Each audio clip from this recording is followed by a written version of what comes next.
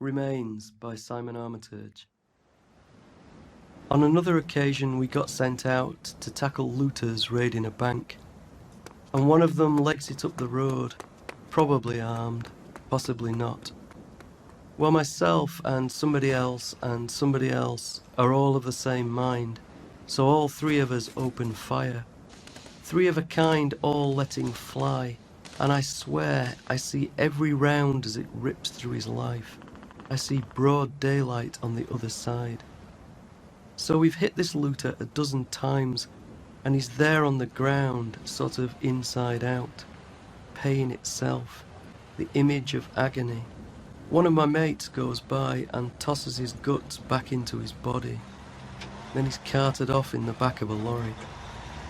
End of story, except not really.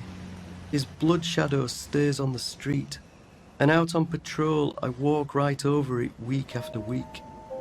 Then I'm home on leave, but I blink, and he bursts again through the doors of the bank.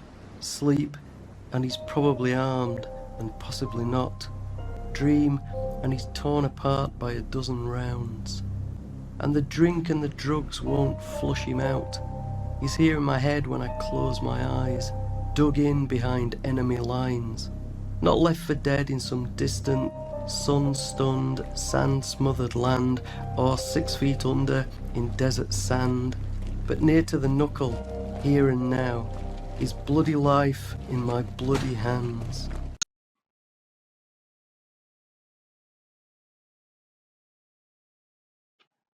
Oh, hello.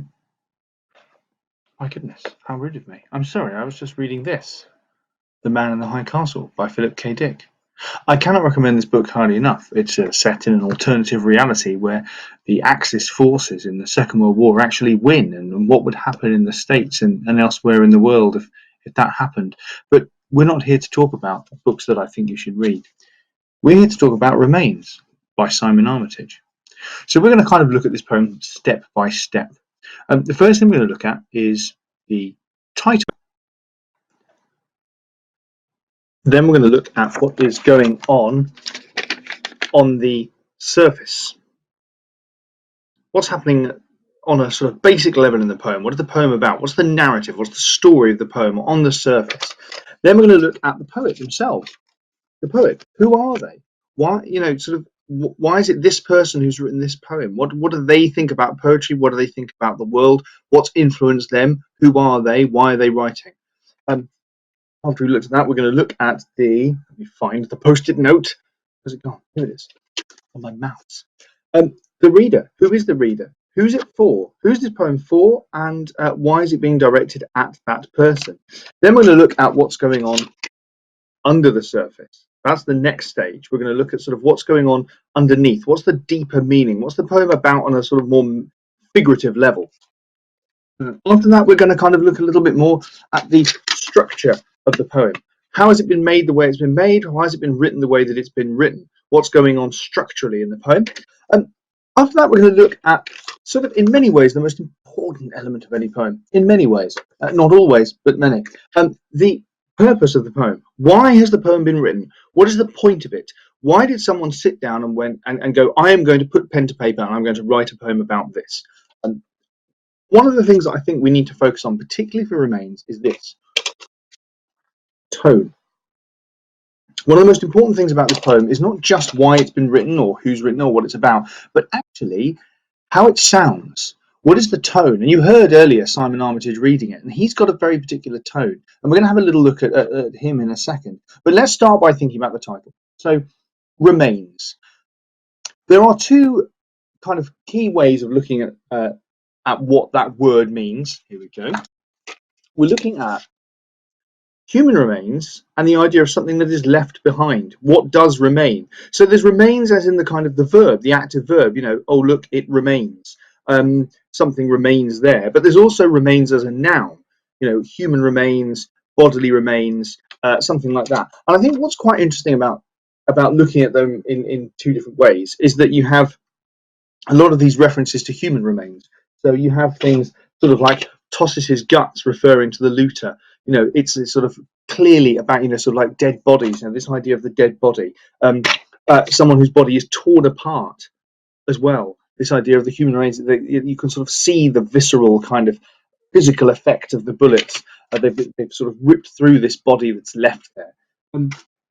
The idea of the blood shadow as well, this kind of strange metaphorical reference to something being left there, whether or not the body is still there. There's some kind of human remains, whether or not the physical body itself is there, which I think is quite interesting as well. Also, a kind of reference to the human remains being essentially worthless, I think as well, is this. Flush him out. It's almost like he's kind of being flushed away down the toilet. It's almost like this body is sort of meaningless. And so we're going to move on now to looking at the poet himself. So we'll look at Simon Armitage. But what I'm going to show you is a little interview with him that he gave about what he thinks poetry is and why and sort of why he writes poetry and what he considers it to be. Okay, so over to you, Simon. Simon Armitage, do you go along with the idea that not nearly enough people know about poetry, let alone value it? Well, that's a difficult one, because if everybody sitting on the bus or the tube in the morning was reading a book of poems, I don't think I would be writing it, and I don't think I would value it particularly. There's something about poetry which is oppositional, and it's a form of dissent. I mean, even in its physical form, it doesn't reach the right-hand margin, it doesn't reach the bottom of the page. There's something a little bit obstinate about it, and I think it's the literary equivalent of the awkward squad. So, there is simply a level beyond which it cannot go. Having said that... Is that to say that, do you mean, therefore, that if everyone was reading poetry on the tube in the morning, it would be the poetic equivalent of Coldplay or something? I mean, that's what you mean? I think what I mean is that it wouldn't be poetry. Poetry's always had a complex relationship with language, and it's alternative, it's independent, it is simply and cannot be a mainstream art form. I mean, for example, it requires concentration. That doesn't appeal to everybody. Not everybody wants to look at these little bits of squirreled away language and focus on them. But at the same time, because it's the thing I value almost more than anything, I do believe there is a huge amount of fantastically good writing out there which goes unregarded and in some cases unread. When I went back in preparation for this interview to your Faber anthology selected poetry, one thing that struck me about it was the regular appearance of violence and murder. I mean, Hitcher has the lines, "I let him have it on the top road out of Harrogate. 1 with the head, then 6 times with the crooklock in the face and didn't even swerve." There's a poem called Sagitta, have I pronounced that correctly? "From nowhere and nothing, a man was slashed in the face with a Stanley knife one evening." Oh yeah, this is a poem about the constellation of Sagittarius. Ah, okay.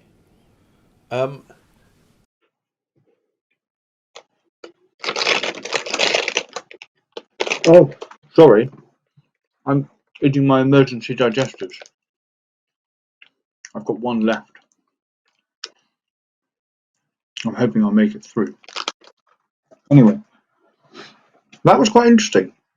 Quite interesting how Simon Armitage basically says, if poetry was mainstream, I wouldn't be interested.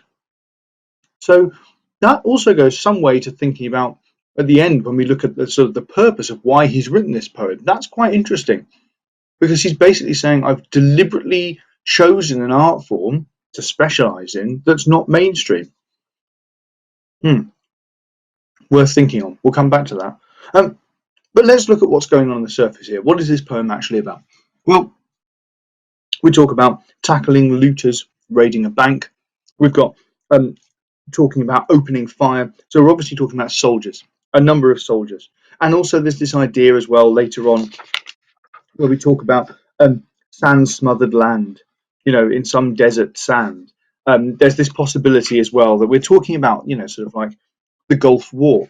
Simon Armitage talks about the 70s being a violent time in that interview. He talks about the 70s being a violent time, and he talks about his, sort of his memory of that. But really, he's born in 1963. So in his 30s, he's looking at the sort of Gulf War in the 90s. So maybe that's what we're writing about here. Maybe it's Iraq, maybe it's Afghanistan, but there's some kind of desert warfare here that he's sort of focusing on. And ostensibly, we have this soldier who performs some kind of violent act and is plagued and is followed and cannot escape this thing that they've done. They go home and they can't escape what they've done. There's a sense that this soldier has got what was called shell shock in the First World War, but we would now understand as being PTSD. I'm going to show you a little video about PTSD and about who it affects and why and how. But I think one of the things, if we're talking about on the surface, that's, for me, the big unanswered question of this poem is obviously sort of why, when the writer appears to be so, well, the writer, the narrative voice with the speaker, the soldier, appears to be so casual about this violent act, why does this person stick in their mind? Why is this the one they can't get away from? If we think about comparing this to War Photographer that we looked at last week, we're talking there, 1,000 agonies. It's just endless, the suffering that the War Photographer has witnessed. And obviously this soldier has committed a huge number of violent acts. Why is this the one that sticks in their mind? Well, I think it's linked to this question here. Was he armed after all? For me, that question, that quote is the real crux of this poem. When it says, probably armed, possibly not. There's no reference to finding a weapon when they go over to the body and they toss the guts back in. I think that's worth thinking about. Is it something to do with, is this whole poem rooted in the idea that he's killed somebody innocent? Is that why this is the face that reappears? Or when we talk about things being under the surface, is this one violent act a metaphor for all the violent acts that this soldier has to kind of go through on a daily basis?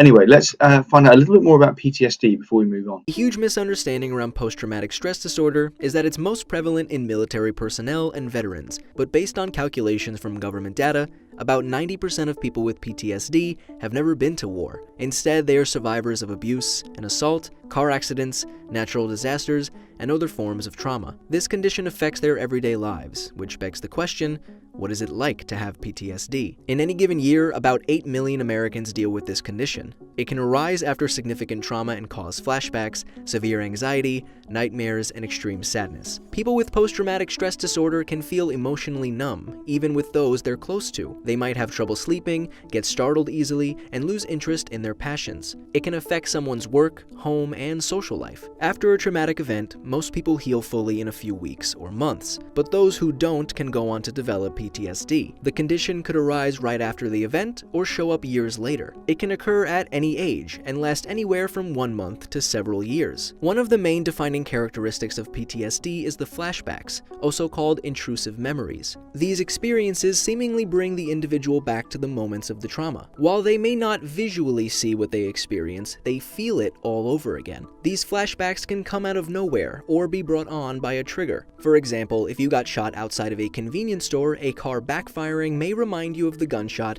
and bring you right back to that horrific moment. People with PTSD might stay away from people, places, or activities that remind them of the trauma to avoid being triggered. Other defense mechanisms come into play subconsciously with PTSD. People may have trouble remembering major parts of a traumatic experience and even repress memories completely. It's thought that this could be the brain's way of protecting someone from the traumatic memories. This could mean that someone might not remember being shot outside that convenience store at all. There are a number of differences in brains of people with PTSD. The amygdala, which is tied to fear processing, and the left hippocampus, which is partially responsible for memories, are smaller in people with PTSD. It's also thought that the brain's hypothalamic pituitary adrenal axis can't regulate stress hormones properly, contributing to PTSD symptoms and causing intense waves of stress, fear, and depression. Other physical effects of PTSD can be found in the neural, endocrine, and immune systems. This disorder has even been directly linked to increased incidences of autoimmune diseases, cardiovascular disease, musculoskeletal disorders, and infertility. Anyone who has experienced a trauma is susceptible to PTSD, but people with childhood trauma, poor support systems, or a history of mental illness or substance abuse are all at an increased risk of developing PTSD. Women and girls are also more likely to experience sexual abuse or assault, which can be a contributing factor to this huge influx of female PTSD. Unfortunately, societal support for PTSD survivors is lacking, especially for those outside the military, but getting help is crucial. You can reduce the risk of developing PTSD after a traumatic event by seeking out support from loved ones, support groups, and professionals. You will be okay. So PTSD then, we learned some interesting things there, didn't we? We learned mainly that it doesn't necessarily always affect soldiers, which of course in this case, this is what we're talking about. But I think there are a few things that I'd go through that I think are worth looking at. I think firstly, the idea that it seems to create a lot of flashbacks and intrusive memories. That is very evident from the poem that we're looking at. We're obviously looking at someone who suffers from PTSD, those flashbacks, those images that keep coming back. Those are often created by some kind of trauma. So what's interesting for our soldier is what that trauma is. He seems so casual. The tone, we go back to focusing on thinking of the tone. The tone seems so casual in relation to the acts of violence. You know, on another occasion, it's as if, you know, this is just something else that's happened. Anyway, we'll focus more on the tone when we look at the poem in depth. I also want to look at this. One of the defenses is to kind of repress memories. How many of these memories are repressed? How many more memories would the soldier have? I think that's worth thinking about. But the big question for me surrounding the whole kind of PTSD issue in this is the innocence of the soldier and the innocence of the person that he shot. Was that person armed? Was that looter really armed or not? I think that's one of the kind of big things that we need to address. Let's go and have a look at the text itself. Let's go into a little bit more detail and have a look at the text itself now. So here we are with the first few stanzas. So let's look at the very beginning of the poem. So we begin with "on another occasion." So this word "another," and in fact the whole structure of those first three words tells us this is part of a wider conversation.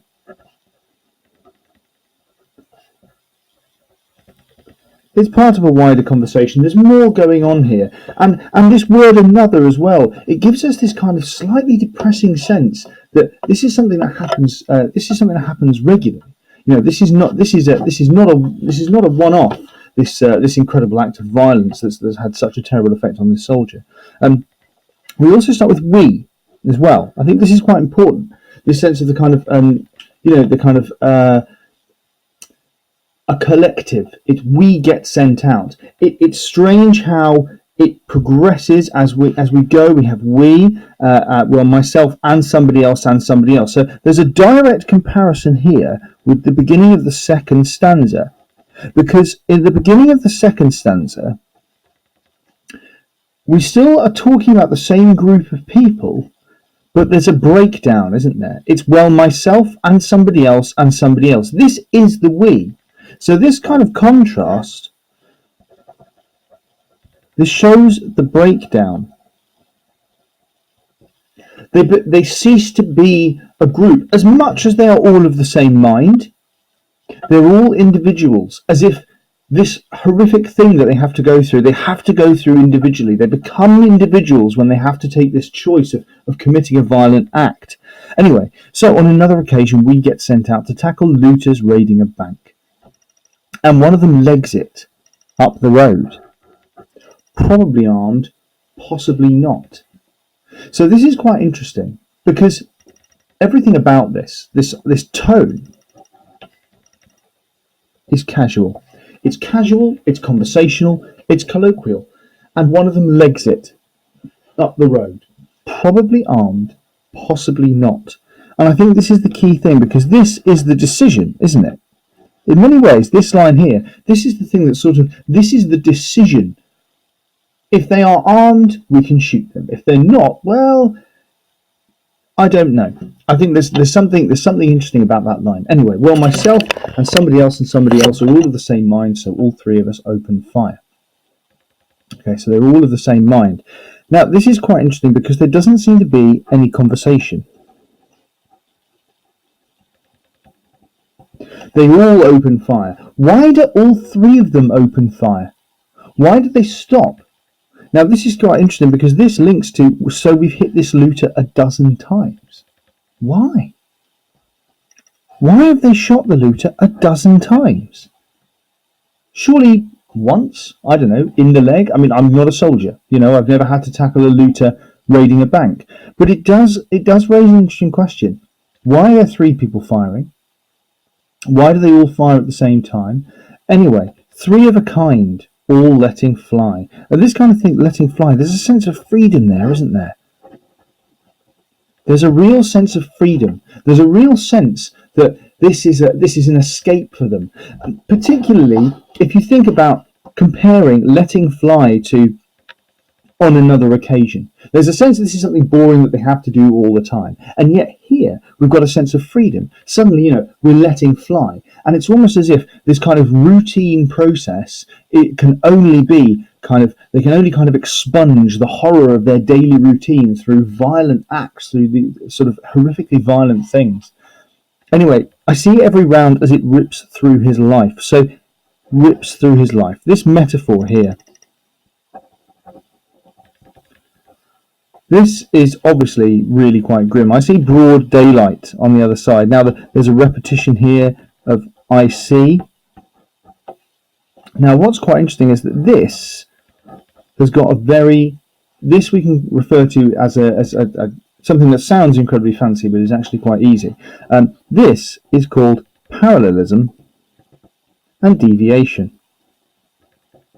Parallelism, I'm going to write it over here as well, for the sense of ease and my terrible writing.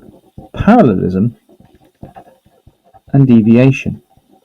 We start with I see, so we've. Now there are two major deviations. Firstly, from the first person singular to the first person plural, but also the tense. I see, it's present tense, then it's past tense. We've hit this looter. So when recalling this, the soldier stays in the present tense.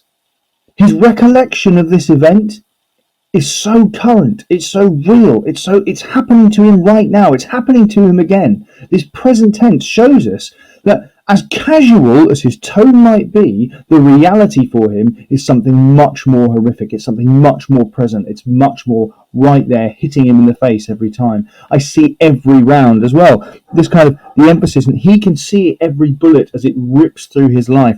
This metaphor for kind of saying, those little bullets, there's something interesting as well, isn't there? The contrast, the size of the bullet in relation to the size of the change that they make. I see broad daylight on the other side. Now, this is almost as if this could also be a metaphor for the truth as well, couldn't it?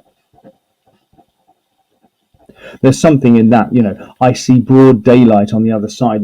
Once I've fired those bullets, once I've made that decision to commit this horrific, violent act, then I see the reality of what I've done.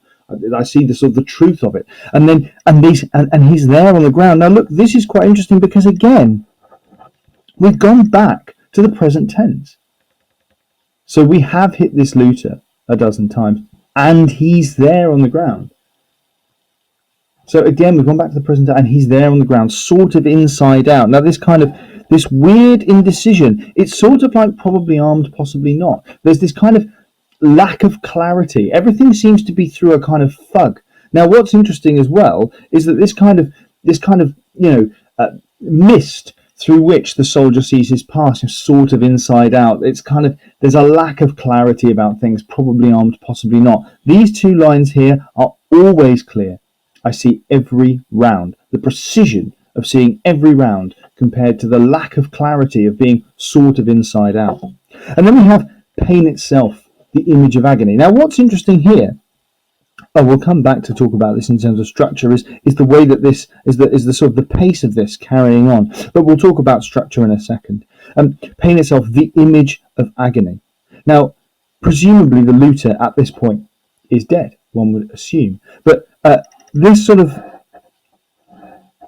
presents a kind of a deliberate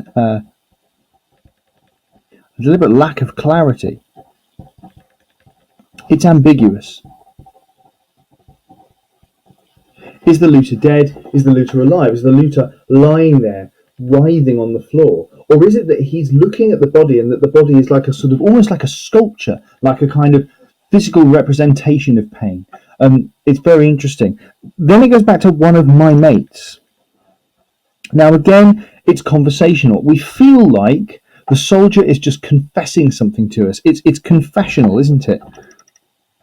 Interesting, because if we think about war photographer, when we read that line about, sort of like as if he were a priest about to intone a mass, there's a lot of kind of religious imagery with these poems. There's something kind of really innately kind of spiritual about these experiences. One of my mates goes by and tosses his guts back into his body. Now here suddenly the looter becomes a little bit more of a person. Before it's been the looter, but he and his, we're beginning to see the looter as a bit more of a real person, and then he's carted off in the back of a lorry. Now this is kind of showing us, this kind of total lack of humanity. There's a loss of humanity there, isn't there? This person has ceased to be a human being. They're carted off in the back of a lorry. They're kind of slung this body on the back of a lorry, and off it goes. But I think what's so kind of fascinating about this stanza is one of my mates goes by and tosses his guts back into his body. Is that because that's the easiest way to put the body back on the lorry? Is that because there's something weird about this? And this my mates thing, one of my mates, are they his mates? These three of a kind? I don't know how much they are his mates. We don't get a name. Maybe that's because he doesn't want to report his friends for committing these horrible acts. I don't know. There's something interesting in that. Anyway, so here we have an interesting thing. So it's largely structural, this line. We'll come back to this in a second. But this line here really is kind of the crux. It's the sort of climax of the poem in some ways. End of story, except not really. But it still maintains that colloquial, conversational tone. And that's what's so fascinating about this poem, is the tone, is the way he tells this story. It's so everyday. It's so sort of mundane, this story. Apart from these little bits, these little snippets, we get these kind of little windows into the true emotional picture of what this soldier is going through. Anyway, his blood shadow. So I think this is quite interesting, because I talked about this before earlier on, when I was sort of saying this is kind of like, this is what the human remains are. This is what remains of this person. And out on patrol, I walk right over it week after week. Then I'm home on leave, but I blink. His blood shadow stays on the street. And out on patrol, I walk right over it week after week. Now, this is quite interesting. Week after week, really. Because I think there's something that tells us that although it's mundane, he sees it every day, it's not a massive deal. He remembers walking over it week after week, and it doesn't go week after week. Now, is that because there's no rain where they are? Possibly. We get the reference later on to the desert, to the sand, so it might be that. It might be that no one is coming to clear it away. We're probably talking about a war zone here, so it's not like people are going to be out cleaning the streets. But there is also the possibility that only the soldier can see it. If we think about, sort of Macbeth and that idea of, Lady Macbeth being unable to wash her hands, and Macbeth saying, will I ever be able to wash these hands? I'll put them in the ocean, and instead of washing my hands, the multitudinous seas in Carnadine, all the seas will turn red instead. There's something here about this blood shadow not necessarily being really there. Again, it's sort of ambiguous. It's a sort of deliberate lack of clarity there. Anyway, we'll turn over the page. So here we are with the second page of Remains, and we've got this stanza here that starts with, and he bursts again through the doors of the bank. Now this is quite interesting, because the key thing here is bursts again. We haven't actually had this before, and I think this is quite interesting, that idea of talking about repressing memory. You know, if this is the confession of a soldier, if this is a soldier telling us about what he's been through and what he's remembering, he didn't actually tell us that in the first way through. I also realised that I didn't actually explain what parallelism and deviation were. I just told you to write them down. So here's what they are. Parallelism, deviation. So it's a pattern that's repeated and then broken. So, for example, cat, cat, cat, cat, dog. A pattern that's repeated and then broken. So like we had I see and then I see and then we'd hit something in the previous page that we looked at. Sleep, and he's probably armed, possibly not. Now it's interesting because these are repetitions, aren't they? Torn apart by a dozen rounds. This idea of being torn apart, these are the kind of the cruxes, aren't they? These are the kind of big things because these are what he's seeing again. This is this kind of this flashback. So the repetition of the writer here is creating this image of a flashback, and the drink and the drugs won't flush him out. Now, again, I talked before about flush him out. There's two ways of looking at this. You've got this idea of sort of human waste, flushing a toilet, almost as if the dead body is sort of fecal matter. But there's also flush, as in, like what a beater might do on a shoot, or what you might do, you might try and scare someone out of hiding to shoot them. And there's this kind of sense of, of a hunt. They won't flush him out. I can't get him out. It's almost as if I can shoot him, but I can't remove him from my brain. It's almost like violence does one thing, but it can't completely finish the problem for you. And I think as well, looking at this idea of drink and drugs, this is where the soldier has had to turn. It's not an uncommon story, but this is sort of like where he's had to go. And I think what's quite interesting is that this is not slowly introduced. This is a kind of immediate introduction. It's just straight away. There's no sort of, and slowly over time I became dependent on narcotics and alcohol. No, it's just straight in there. He's here in my head when I close my eyes. He's here. Again, it's this sort of return to the present tense. He's here in my head when I close my eyes, dug in behind enemy lines. Now, this is quite interesting. He's here in my head when I close my eyes, dug in behind enemy lines, not left for dead in some distant, sun-stunned, sand-smothered land, or 6 feet under in desert sand. Now, we know that the body got carted off in the back of a lorry. So this is obviously the truth of the matter, is that he's been left for dead in some distant, sun-stunned, sand-smothered land, or 6 feet under in desert sand. Or maybe this isn't referring to the looter who's been shot. Maybe this is referring to the soldier who's speaking. He's here in my head when I close my eyes, dug in behind enemy lines. Is this civilian life? Is civilian life enemy lines? Is he saying, I'm dug in behind enemy lines, I haven't been left for dead in some distant sun-stunned, sand-smothered land, or 6 feet under in desert sand? Now, we've got here masses and masses of sibilants going on, haven't we? We've got let's have a look at this. We've got distant, sun-stunned, sand-smothered land, or 6 feet under in desert sand. There's a lot of S sounds going on all at once there. Why has the writer done that? Why have we got that sibilance? Well, it's interesting because in war photographer, sibilance was a kind of a sound of silence. Now, maybe this is the wind over the desert. Maybe this is the sound that the soldier heard. Maybe it's the distant gunfire. I don't know. Personally, for me, I think it comes back to that sound of silence thing. It's the idea of when he closes his eyes. It's the kind of the overwhelming silence.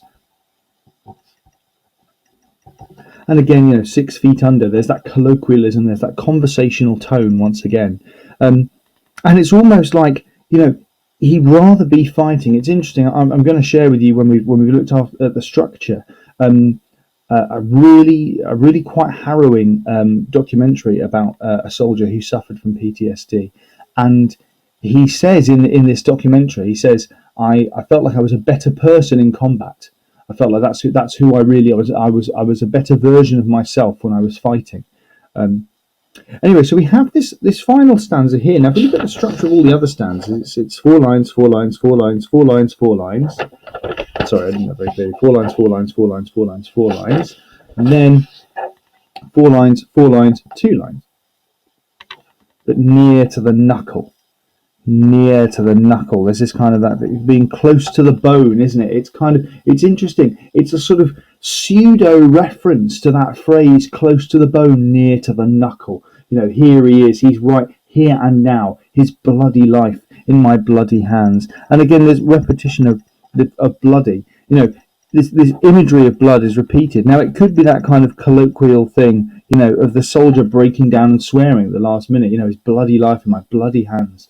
And that kind of an exasperation, you know, is that what it is? Or is it that he's literally saying his life was bloody and my hands are bloody? There's that kind of, you know, sort of Macbeth-like reference, isn't there? You know, the sort of the inescapable blood of this man. Anyway, we're going to go back to the first page now, and we're going to have a little look at the structure of the poem. So let's have a little look at the structure now. Focus a little bit there more on the language and the kind of overall theme. So let's have a little look at the structure. So the first thing that I think we're going to have a look at is this. Now, I've got my pre-prepared definition here. So, an enjambment. I don't know whether to say enjambment or enjambment. I'll be honest with you, I don't really know. I feel like it's probably enjambment. I once, when I was working in my dad's old shop, was trying to sell some curtains to somebody, and I kept calling them voiles, but apparently they were voiles, even though it was from the French, so I got confused. But anyway, yes, this comes from the French, jambe, which means leg, and it's literally like it's the idea of like a limb poking down to the next line, and it's when a sort of thought or a phrase or a sentence continues on to the next line. Now, what's quite interesting about here is that we get enjambments really quite regularly. We get sent out to tackle looters. We get up the road, probably on, possibly not. There's a sort of enjambment there because the sentence carries on, but it does feel like a kind of a different thought. But somebody else are all of the same mind. And I swear, now this enjambment actually goes on to the next stanza. And I swear I see, and here as well, sort of inside out, pain itself, that goes on to the next stanza. Now, here, it's this kind of, it's almost like a kind of break. So the enjambment is used.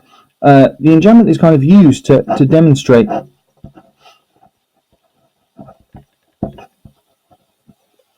enjambment creates a kind of mental and emotional distance. This pen is awful. Let's see if I've got a better one.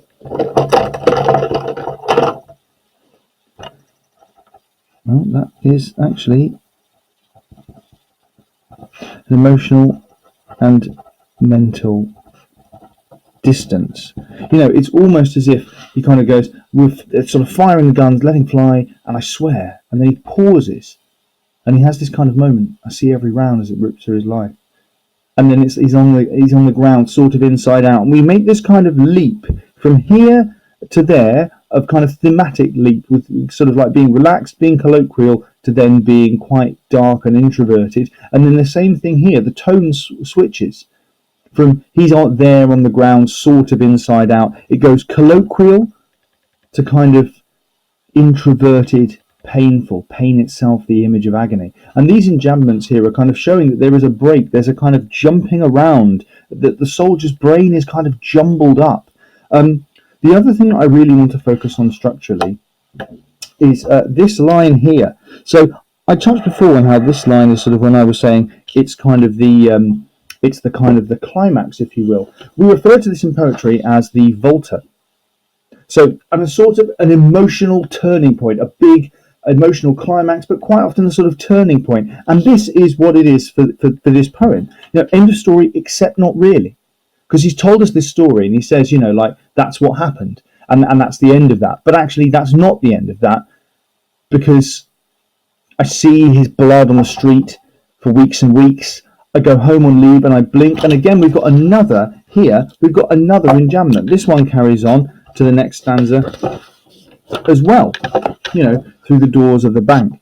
And flush him out, and again, he's here in my head. It goes straight down into, and again here, it goes from the end of one stanza to the beginning of the next. So these enjambments, they aren't just happening within the stanzas, they're going stanza to stanza. And I think what Simon Armitage is doing here with the structure is he's really showing us the kind of breakdown that the soldier's going through, these kind of emotional gaps, and the drinking the drugs won't flush him out. He's here in my head when I close my eyes. The kind of the emotional leaps that he's going through. The other thing that's worth looking at is, of course, this, we talked about this before, there's quite a few of these in War Photographer, is the caesura.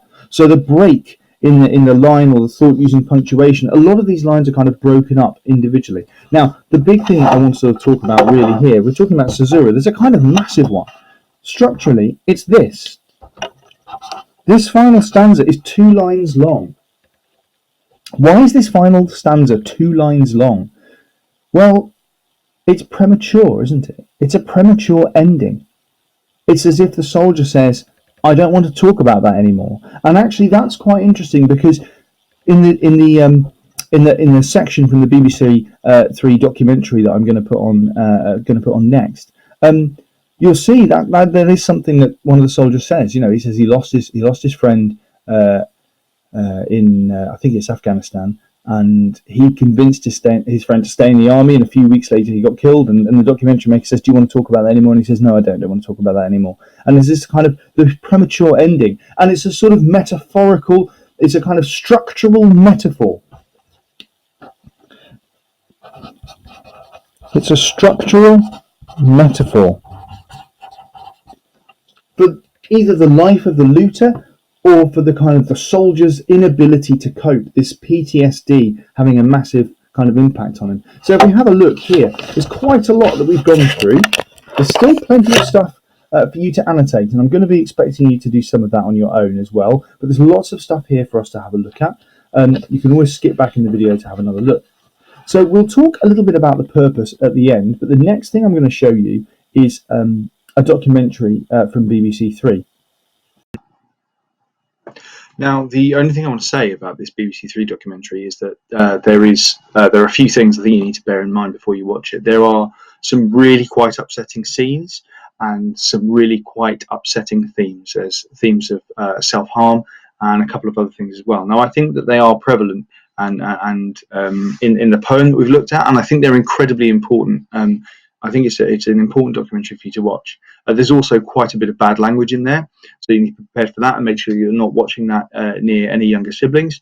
And if you prefer your parents to have a watch first to make sure it's okay for you and make that judgment for you, then that's okay. It's something I would feel comfortable showing you in class, but at the same time, I do recognise that it is quite mature content. So I think you need to be just be careful when you're watching it, and just make sure that if you need to stop watching it, then you do, or you're not watching it when you're already feeling, you're already feeling like you're, a bit sensitive, or you had a bit of a long day. So just be sensible about the watching of it, because I understand in the sort of current situation, watching grim things isn't particularly nice, but it does fit very well with the poem. I just, now that I've had that warning, please watch this, and then we'll talk a little bit at the end about what we think the kind of purpose of the poem is.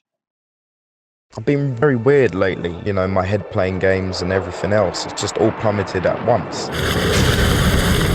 It was like I was supporting the bridge, and then all the suspension cables decided to just go off one by one, straight after the other. It's like I need to take a big step back from everything and just unscramble all my thoughts, my mind, and just get myself back together sort of piece by piece. The family reaction to Kevin joining the army was not the best.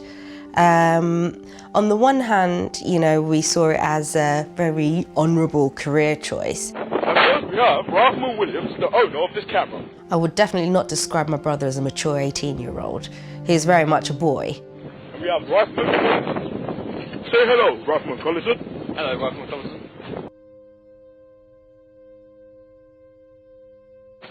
Believe it or not, I'm in a fucking place where most blokes are being fucking killed. When Kevin was in Iraq, he did lose one of his best friends. and that hit him really hard. I lost probably the closest friend to me that served alongside me. He wanted to leave the forces. I convinced him to stay, and not long after he was killed. Okay. Do you want to say any more on that? Is that enough? Okay.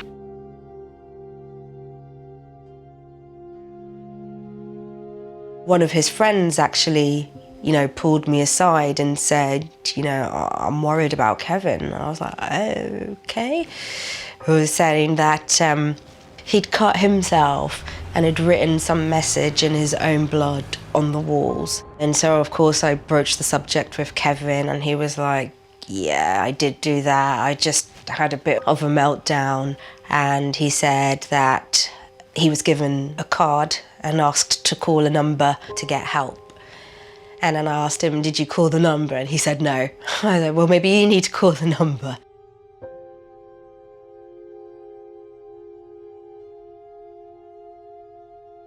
It was quite a scary time for us with Kevin in the house, because he would have rages and, all of a sudden a fist would go through the door. So my mum arranged for him to see the doctor to try and get help. He was very clearly depressed as well.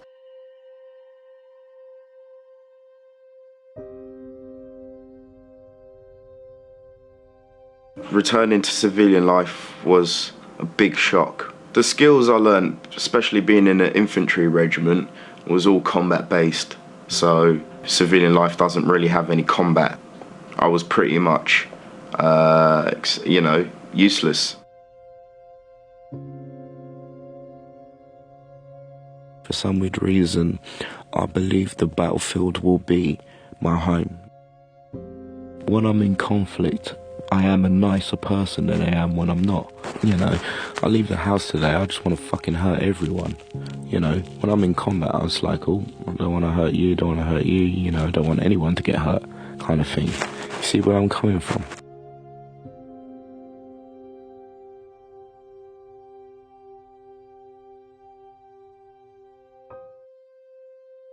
I've been very weird lately, my head playing games and everything else. It's just all plummeted at once.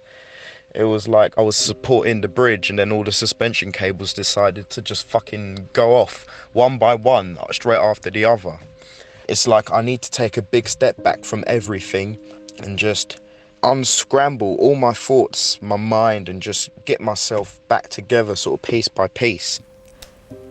I hear it now and I just think, he said it, like the bridge and all the suspension's about to just completely go, and all I wish is I'd said, let it all go, come here. I've got a spare room, let it all go, just come and be still here. So it's, hindsight is very easy to make you think that, isn't it?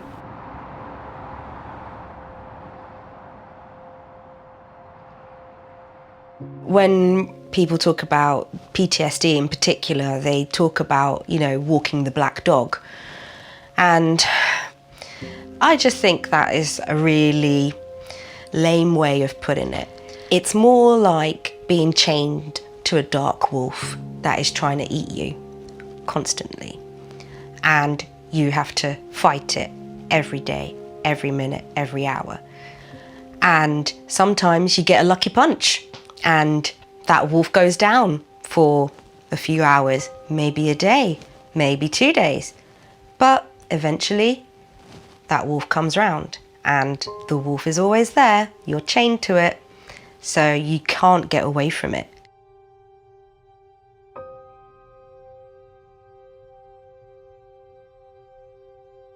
When I was in the armed forces, you felt something that was the matter with you.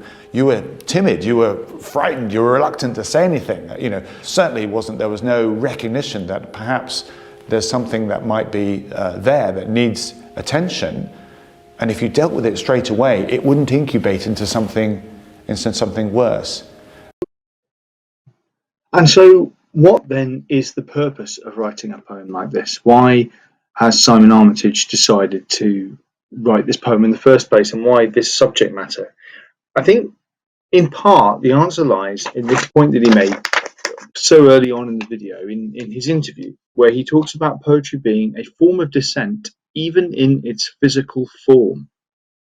So we look at those enjambments, we look at the way that he structured it, that kind of last stanza being only 2 lines long. You know, when he talks about a form of dissent, he's basically talking about kind of breaking rules. He's talking about kind of going against status quo and going against, you know, kind of what people expect. And he also talks about that kind of way that he's seen the world through violence, talking about, you know, kind of his formative years he sees as quite a violent time.